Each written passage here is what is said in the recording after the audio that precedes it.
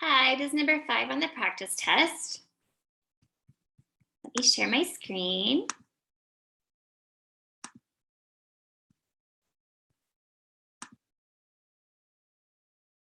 So it says the table contains prices from 2 companies, one from the East Coast and one from the West Coast, of specific fish types. Do the data provide enough evidence to show that the West Coast fish wholesaler is more expensive than the East Coast wholesaler? Test at the 10% level of significance. So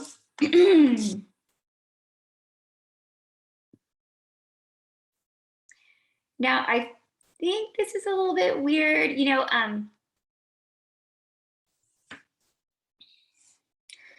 they should really tell us here which to do.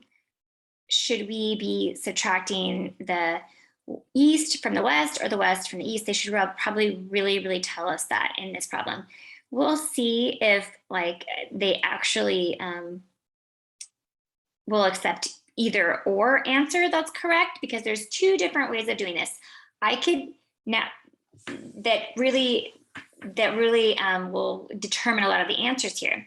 The p-value is going to be the same no matter what. So I could do the East Coast minus West Coast. What that's going to do is that will determine the alternative hypothesis and the test statistic. And actually the differences, the mean difference, all of that's going to change all of those depending on whether I do left minus right or right minus left. Okay. So it's important here. They should have probably told us straightforward which one they wanted us to do. So I'm just going to go ahead and do. I'm going to do it. Well, I'll do it so it matches their problem, and then I'll go back and I'll do it the other way as well, just to double check to make sure that this answer is actually answering both questions. So my gut instinct is saying, because they have listed, I think the West Coast first, do they provide that the West Coast fish wholesaler is more expensive than East Coast? So because they do West Coast first, I'm going to assume that they want us to do West Coast minus East Coast, but at the same time, you could just do straight across because that's the way they have it done too. And that's another thing here is because they have East Coast, actually in this table, they have East Coast listed first, and then that West Coast is listed second. I could think that maybe that's the way they want me just to subtract straight across. And that would probably be a good thing to do too. That just makes things easy. So I think that's what I'm going to do in this case, because I think I actually know the answer. And, I think I want my answer to match their answer at this moment. And I'll go back, like I said, and check it. So you could have gone with the West Coast was first. Normally I do that when I'm trying to set up my little hypothesis. We don't have to worry about that here. But now that I look at the table, the easiest thing to do is just do the East Coast minus West Coast. So let's think about that. They think we're trying to show and prove that the West Coast is more, right? West Coast fish wholesaler is more expensive than East Coast. So West Coast more expensive than East Coast. So this one is more expensive. So if that means this one is less. If I take the cheap one, the cheap one, and subtract the expensive, what would I expect to happen? If the West Coast is really truly the more expensive one, then what would we expect to have with these answers? They're going to be negative, right? Because they're taking the cheaper one. If East Coast is truly cheaper and West Coast is truly more expensive, when we do East Coast minus West Coast, we should expect negative, right? Negative differences here, right? And we would expect the mean, the average difference, we add them all up and divide by the number of numbers here, we expect that mean to be less than 0, negative. So that's why here in our null hypothesis, let's go with this is less than 0. And in these, this type of problem is called a mixed, I'm sorry, not mixed, it's called a matched pair design problem, where this is called these are dependent samples. So I can't just look at East Coast as one big group and find the mean of East Coast. And for a good reason here, and I can't just look at West Coast as one big group and look at the mean here, because the difference, the each type of fish, that differs a lot. So it's way better for us to compare East Coast cod with West Coast cod. So, and so on, and East Coast farm salmon with West Coast farm salmon. And if we just did it like we do with the independent mean problem, just the variation within each between all these fish would probably throw those numbers off. And so it's just better to do it and more accurate to do it with this match pair design, where we do the differences. And when we do a match pairs design difference dependent mean problem like this, then 0 is always in the null alternative hypothesis. And then equals is always in the null hypothesis. And this one changes depending the alternative hypothesis. 2 different people could do this problem completely correctly, depending on how but differently. Because I just said, okay, East Coast minus West Coast. And because I believe the West Coast is more expensive, I'm going to have negative answers. So that's why I said the mean is smaller than, right? The alligator's mouth is going away from the mean and towards the 0, because the 0 is going to be larger than the mean. That's what I think, because the mean here is going, and the differences that are related to the differences here are going to be negative, okay? Because if West Coast is truly more expensive. All right, so if you could have, right? You could have done this a different way, where you did the West Coast minus the East Coast. Maybe you just saw these numbers are mostly larger, so I just want to take the big number and subtract the smaller number. So you could have done it that way. There's nothing wrong with that. So let's just see how that would have changed your problem. So like if you did, West Coast, and it's even harder for me to even draw this, minus East Coast, and I would almost have to do another table over here with all the East Coast just to show you that I'm subtracting. If I subtracted those,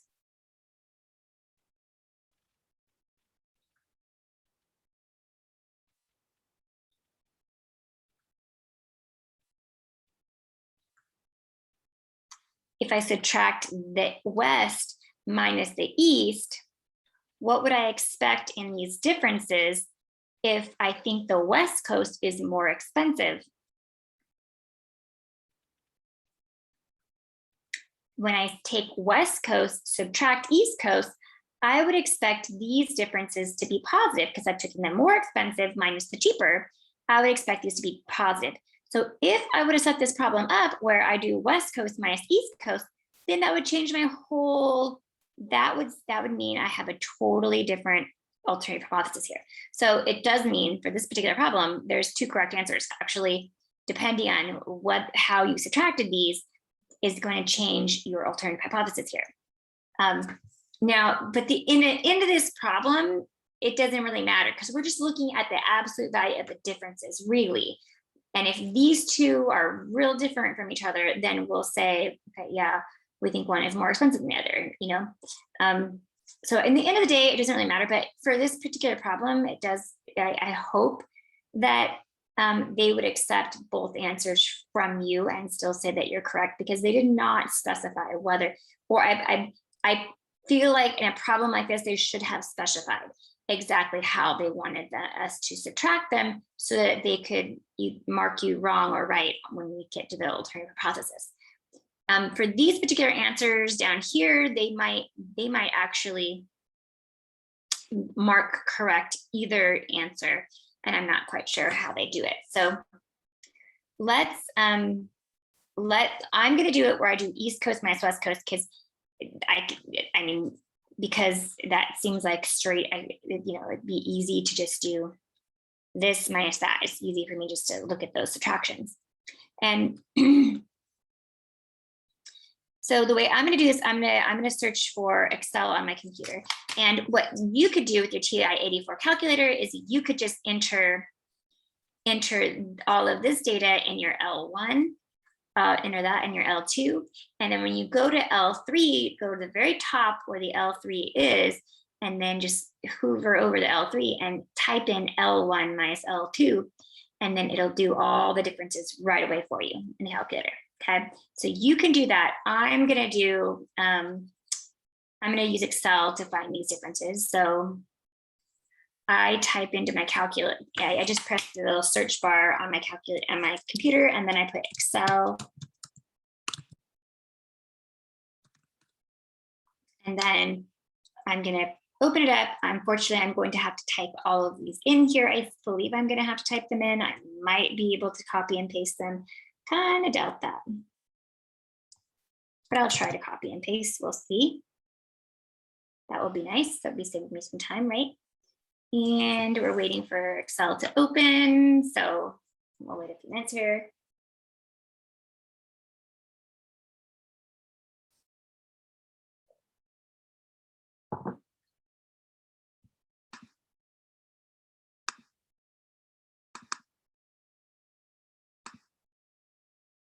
So hopefully, okay. Let's see if it will copy and paste. Cross your fingers. It did. Except for some reason, the first line looks like it's off. Let me see. I'm not sure why they have the first line looks like it's off. Let me see. Maybe the first two lines.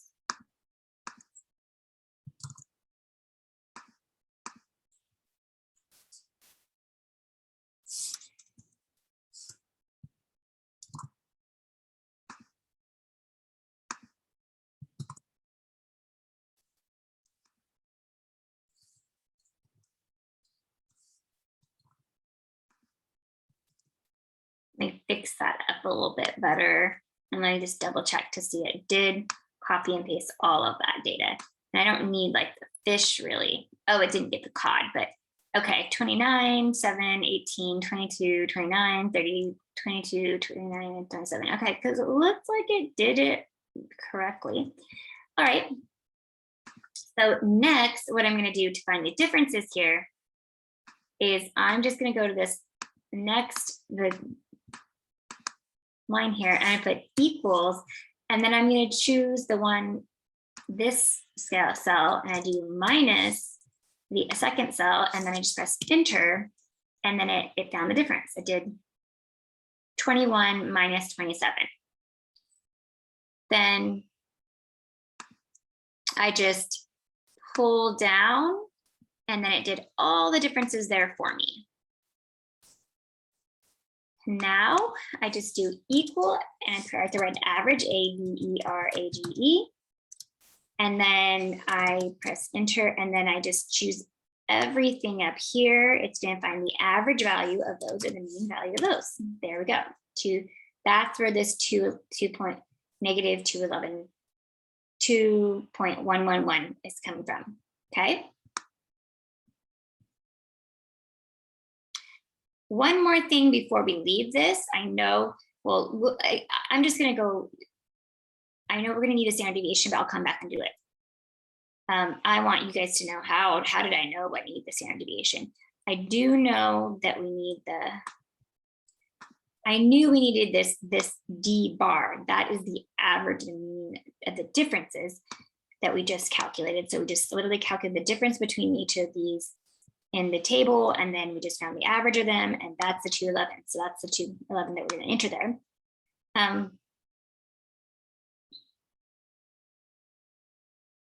I'm curious. Okay. Okay. Next, how do we find the t-statistic and p-value? Well, we just put it into our calculator to find those. So let's go to class calc. And this is done the same way as a single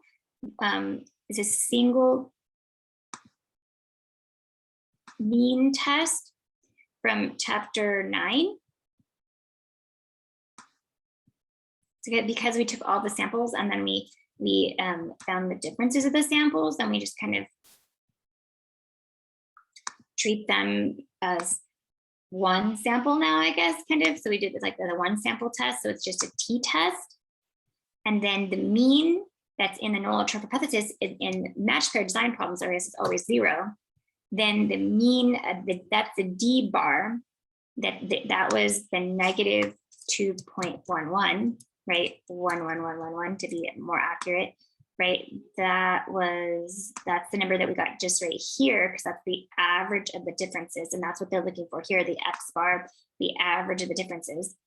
And then now they're asking for the standard deviation of the differences. So, and the N, which is the number of samples. So let's go back to the Excel, because I didn't even know, I mean, I knew we had to do a t-test here, but I didn't know what information I needed until I can click on here and it does say what the information needed is. So I go back over here and I put equals and I do standard deviation. And then so I just do these numbers and then I just press, and then it gives me that 3.25.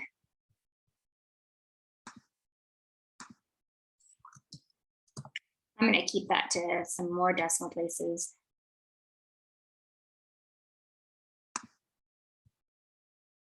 $3.25747. That should be pretty good and pretty good.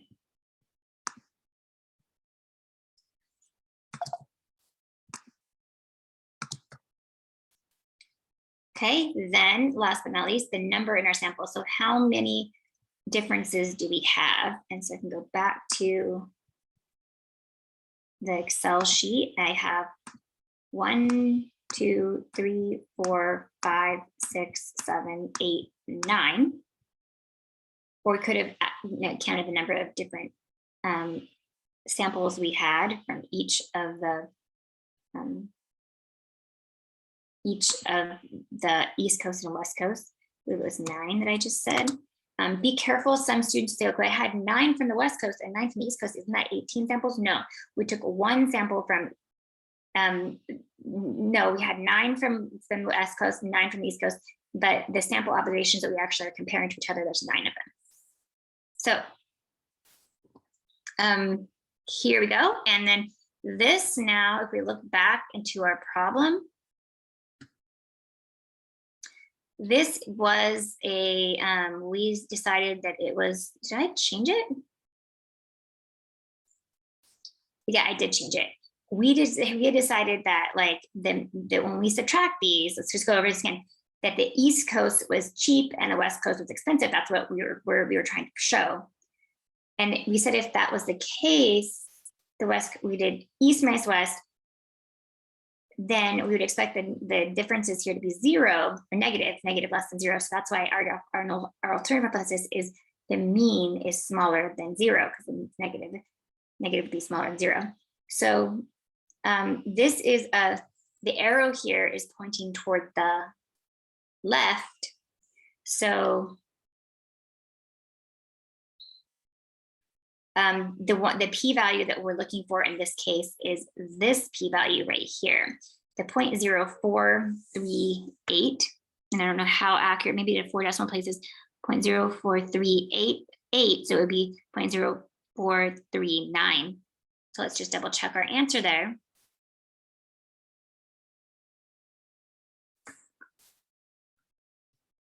Yep, exactly what we wanted. And then the t-statistic is just something else that was in the calculator here, and the t-statistic is right here. It's just something that the calculator spits out along with the p-value, but the t-statistic is actually the value along the x-axis where the shading starts. The difference of these, this distribution has a 0 in the middle, and then we have 1.9, and then so this is the t is the number of standard deviations away from the mean that the sample, these differences are, how uncommon these differences are. And it's only with 1.9 standard deviations, or sample standard deviations in this case, is a t distribution. below the mean. So this is the p-value. So when they say 0.04, that area under the curve to the left of this test statistic, negative 1.94, is 0.04. So this is the test statistic. That's where your shading starts. It's your upper bound of the shading. And then the p-value is the area under the curve. Okay, so that's the picture that you would want. And then we would say now it's 0.04. And they have the significance level is 10. So we would compare it's 10%. So we'd compare 0.10 to 0.04. And we would say, hey, that's smaller, p-value is smaller than alpha. So we would reject the null hypothesis. So since the p-value is less than 0.05, we reject the null hypothesis. Since the p-value is less than 0.05, then we reject the null hypothesis. So this is our answer down here. And that is how we do this problem. So if you have any questions, or if you think that they accidentally marked you wrong, you might try just subtracting the East Coast, West Coast differently. But they really should not have marked you wrong that way for that, because they should have clearly stated you need to subtract the East Coast from the West Coast when you do this problem. So anyways, email me if you guys have any questions. Have a great day. Bye.